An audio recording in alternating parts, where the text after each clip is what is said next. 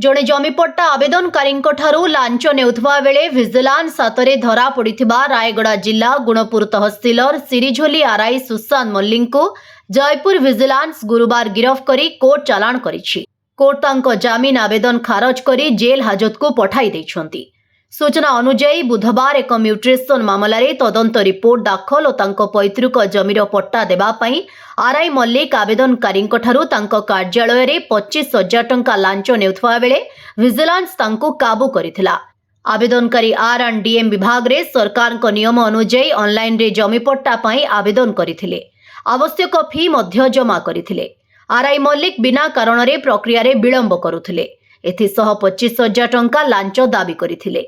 से हैरान करुथबारु अभियोगकारी विजिलेंसर द्वारस्थ होइथिले। अभियुक्तंकठारु लांच टंका जबत करा जायछि। कोरापुट विजिलेंस रे केस नंबर 16/2026 रे मामला रुजु करा जाई तदंत जारी रहिछि। ब्यूरो रिपोर्ट विकल्प समाचार। आम चैनल को लाइक शेयर एवं सब्सक्राइब करंतु।